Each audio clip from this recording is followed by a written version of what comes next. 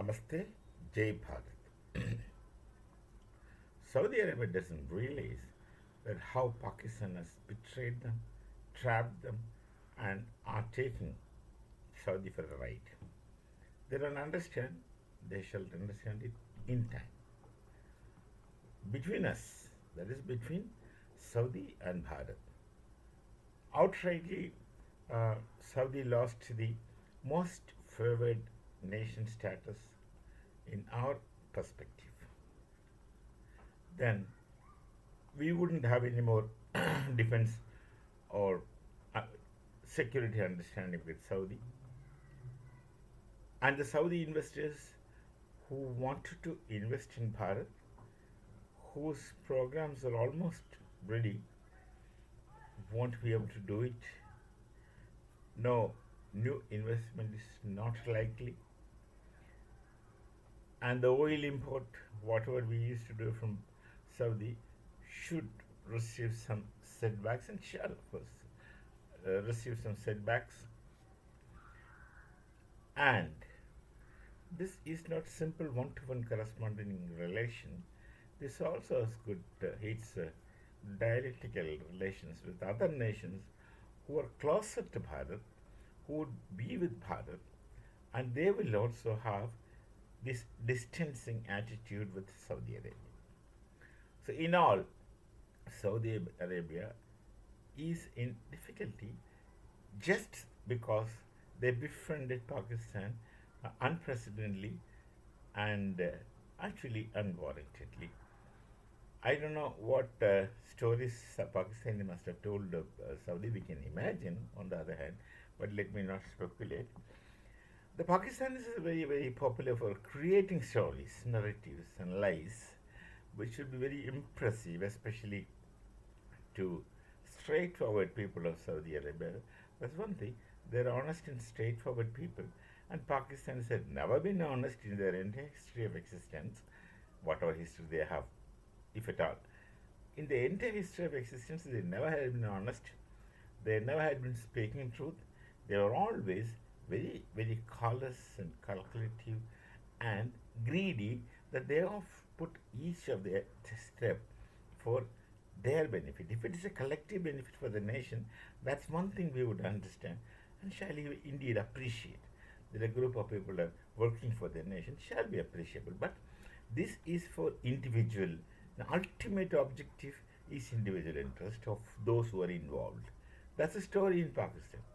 Whatever they do, whatever stories they create, whatever they make you believe through their very finer talks, and they would use all the possible emotions which can play between you and them. They will use everything, right from religion to whatever. Then all these things are not in the interest of the society and nation, but in the interest of the individuals on a long run who are involved. They would always see what I should gain from this. Whatever the people get benefited, others get benefited is one thing, but ultimately the objective shall be what I shall get from this. This is the kind of methodology which they adopt, and Saudi people were honest and straightforward, wouldn't just understand it until they are hit at the back, and that's precisely what's going to happen. They don't know now, they won't realize it now, but then by the time they realize, they would have lost, suffered much considerably.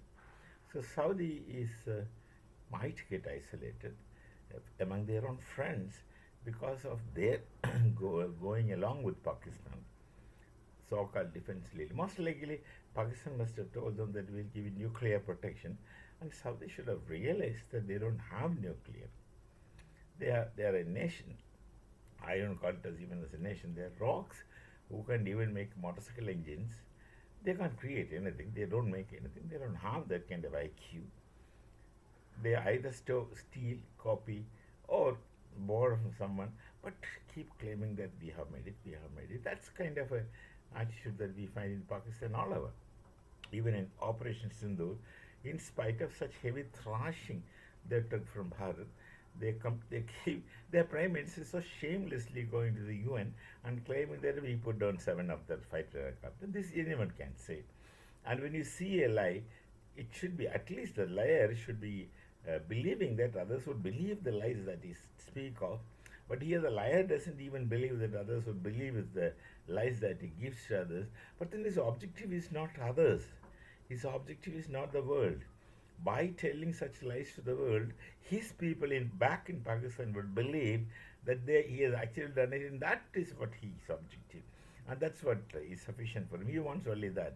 You belittle him, you call him as a liar, back is behind his back. He doesn't really bother. They just want their people to believe, and their people are so idiotics. Uh, who would understand anything, whichever is convenient to them. There are another great kind of situation. They would accept things which are smooth on their imagination as acceptable, and they would not accept things which are not smooth on their imagination as acceptable. That they would reject it.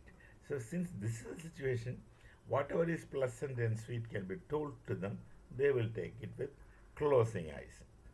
So, Saudi is in trouble because of Pakistan. Actually, Pakistan has trapped Saudi. Now, Saudi has to face, at least outrightly with Bharat. They're losing on the oil front, trade front. They already lost the best, most favored nation status. Uh, their investors won't be able to be freely investing in future. Their ongoing investors will have problems with their expansion program, and trade with Saudi shall receive some setbacks, and the quantity of oil we used to buy from Saudi shall seriously come down. All these things just because of one folly of Saudi by aligning themselves with Pakistan. That's one thing. This is saying that if you look at your friend, you can speak of a character, and if you befriend a character of Pakistan, they should have known that they will lose their credentials. We shall meet again. Namaste. Jai Bharat, Jai Sri Ram.